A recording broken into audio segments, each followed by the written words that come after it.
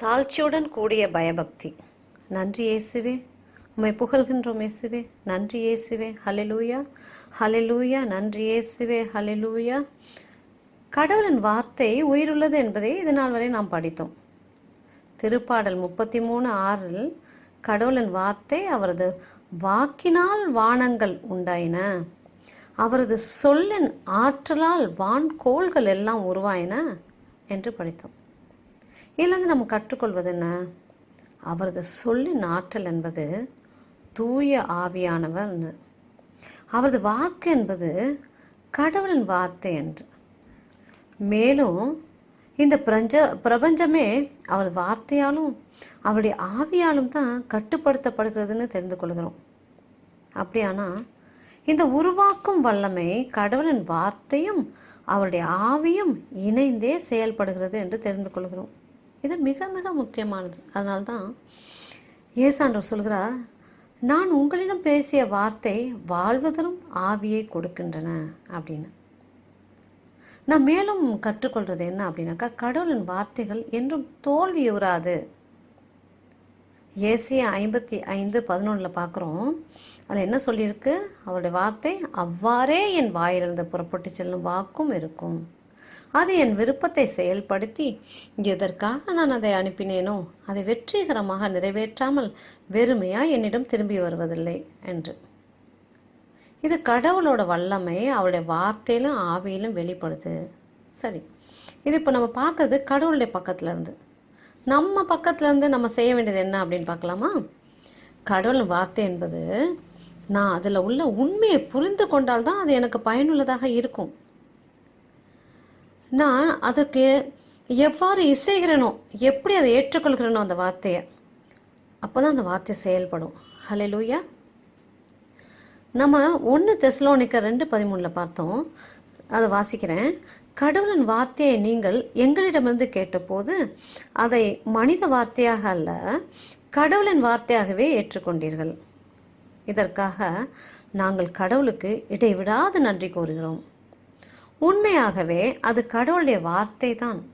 அதுவே நம்பிக்கை கொண்ட உங்களில் செயலாற்றுகிறது. இல்லது நம்ம என்ன தெரிஞ்சுக்கிறோம் அப்படின்னாக்கா, நம்ம பெற்றுக்கொண்டது கடவுளின் வார்த்தை தான், மனிதனோடது இல்லை. மேலும் நாம் என் விசுவாசத்தினால்தான் கடவுளுடைய வார்த்தையை பெற்றுக்கொள்கிறேன்.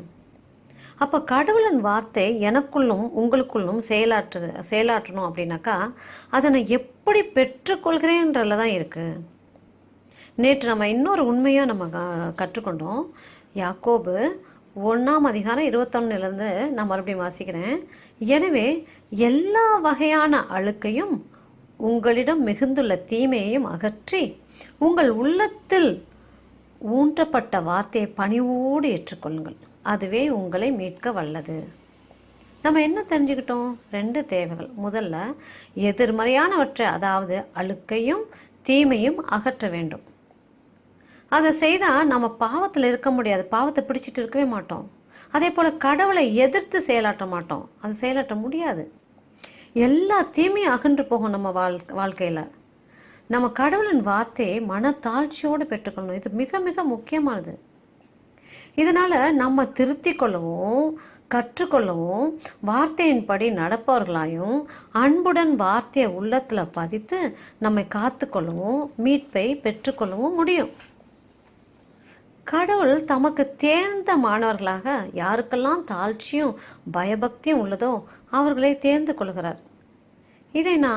இன்னைக்கு நம்ம இதை தான் நம்ம இன்னைக்கு கற்றுக்கொள்ள போகிறோம். திருப்பாடல் 25 8வது வசனமும் 9வது வசனமும் அதே போல் 12-14 8வது வாசிக்கிறேன். ஆண்டவர் நல்லவர், நேர்மையுள்ளவர் ஆகையால் அவர் பாவிகளுக்கு நல்வழியை கற்பிக்கின்றார். 9வது, எளியோரை நேரிய வழியில் அவர் நடத்துகின்றார், எளியோருக்கு தமது வழியை கற்பிக்கின்றார். 12வது, ஆண்டவருக்கு அஞ்சி நடப்பவர் எவரோ அவருக்கு தாம் தேர்ந்து கொள்ளும் வழியை அவர் கற்பிப்பார். 14, ஆண்டவரின் அன்புறவு அவருக்கு அஞ்சி நடப்போர்க்கே உரித்தாகும், அவர் அவர்களுக்கு தமது உடன்படிக்கையை வெளிப்படுத்துவார். இதுலேருந்து இந்த வசனங்கள்லேருந்து ஒரு மனிதனுக்கு எது தேவை, என்ன தகுதி தேவைன்றதை புரிந்துக்கிறோம்.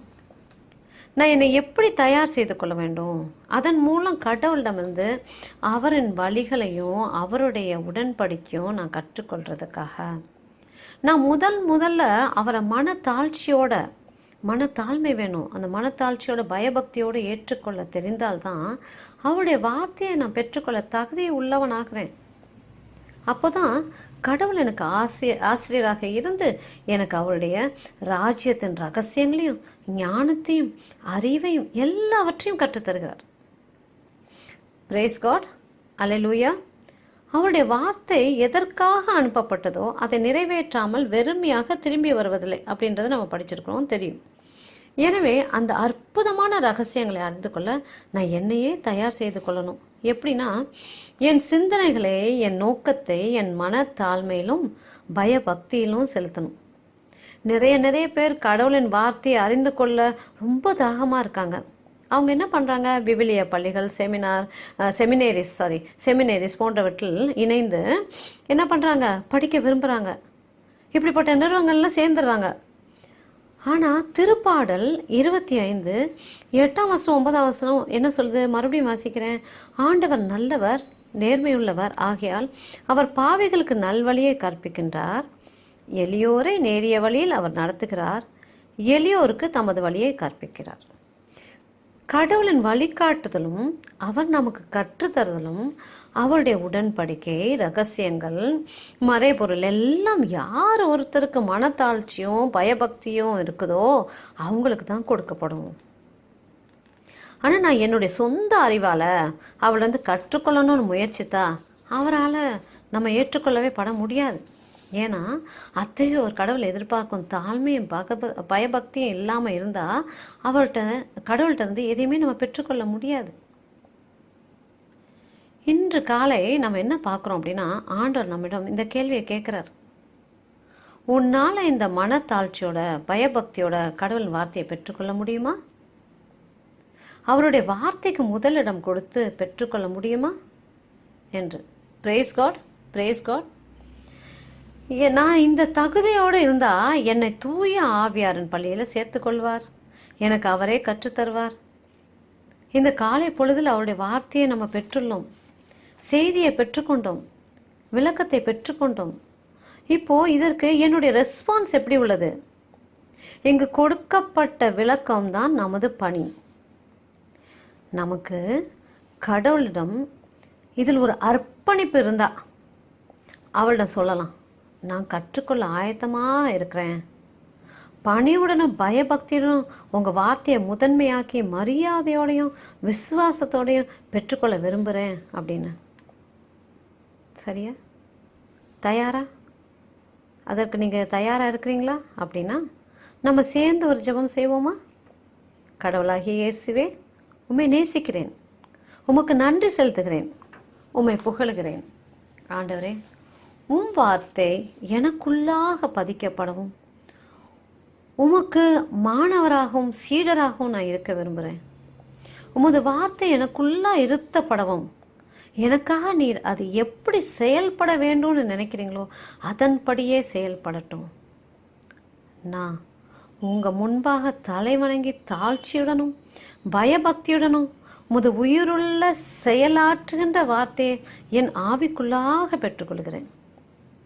ஆண்டவரே, இந்த கணம் முதல் உமது கிருபையினாலும் என்னுடைய விசுவாசத்தினாலும் நான் காண்பவற்றின் அடிப்படையில் அல்ல, நம்பிக்கையின் அடிப்படையில் என்னை முழுமையாக அர்ப்பணித்து நான் உங்களுக்கு அடிபணிகிறேன்.